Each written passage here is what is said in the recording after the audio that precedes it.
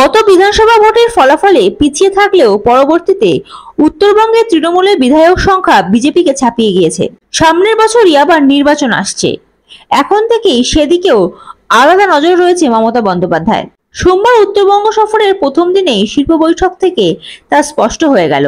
শিলিগুড়ি দীনবন্ধু মঞ্চে উত্তরবঙ্গের শিল্পোদ্যোগীদের সঙ্গে বৈঠক করলেন মমতা বন্দ্যোপাধ্যায়। প্রত্যেক জেলার ব্যবসায়ীদের অভাব অভিযোগ দীর্ঘক্ষণ শুনলেন। মঞ্চে বসেই কিছু সমস্যার সমাধানও খুঁজে দিলেন। একাধিক প্রকল্পের উদ্বোধন করলেন আর উত্তরবঙ্গে বড় অঙ্কের সরকারি বিনিয়োগের ঘোষণাও করে দিলেন তিনি। ইন্ডাস্ট্রি পারপাস উত্তরকন্যা, যেটা ইন্টারন্যাশনাল কনভেনশন সেন্টার উত্তরায়ণের অপোজিট হলে ভালোই হবে।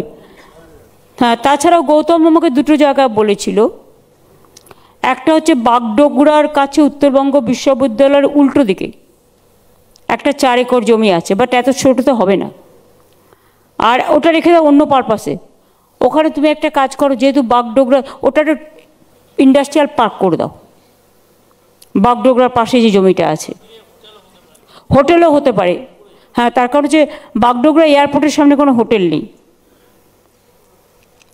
4 একর জমি অলরেডি আছে, একটা হোটেল হতে পারে। উত্তরার উল্টো দিক ওটা আলাদা। উত্তরা তো 8 একর আমি রাখলাম, সেটা করুক না, উল্টো দিকে এটা। আমি বলছি বাগডোগরা যাওয়ার পথে যেটা 4 একর জমি আছে, ওখানে একটা হোটেল হতে পারে।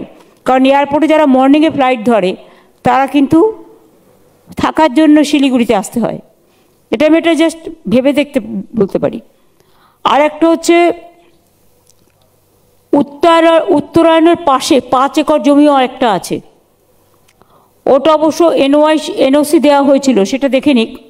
কিন্তু আমার মনে হয় উত্তরায়ণের পাশে যে 10 একর জমিটা আছে, কনভেনশন সেন্টার হলে ভালো করে করা হোক, যাতে কনভেনশন সেন্টারে ভালো লোক ধরতে পারে। অন্তত 1000-1500 লোক তো ধরতে পারবে, দেখে নেবে। আর সাথে যদি মনে করো যে একটা হোটেলও করতে পারো, মানে যেরকম করেছে আমাদের কলকাতা এবং দীঘায়, যেটা আমরা প্রায় প্রচুর লোককে যারা কনভেনশনে আসে তারা ওখানেই থেকে যায়। সুতরাং দুটো জিনিসই হতে পারে। 10 একর জায়গা হলে it will be enough for you.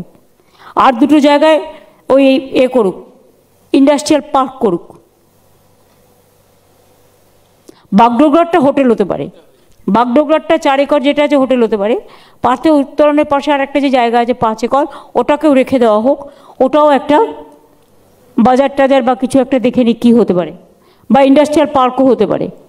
মানে বিশেষ করে আজকালকার দিনে যে সমস্ত হোমস্টে টাইপে নানা রকম জিনিসপত্র বিক্রি করে, সেটা একটা হোমস্টে কটেজের লোকাল ছেলে মেয়েদের এমপ্লয়মেন্ট দেওয়ার জন্য হয়ে যেতে পারে সুন্দর করে। আগে জায়গাটা ভিজিট করে দেখতে হবে। আগে আপনারা পেয়েছেন বিশ্ব বাংলা কনভেনশন সেন্টার, এই জলপাইগুড়িতে বিশ্বাঙ্গন, সেটা কাজে লাগছে কি লাগছে না রে?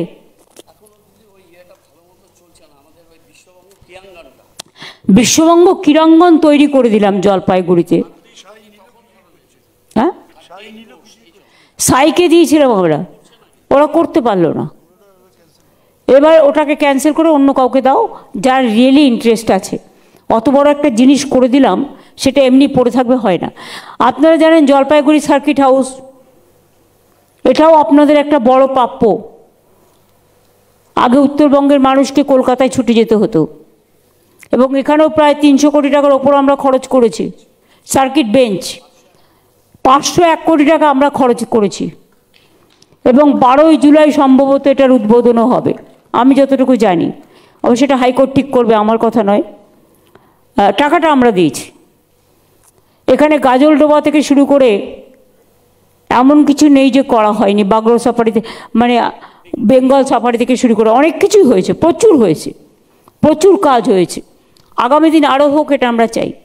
Bureau report, ND Bangla news.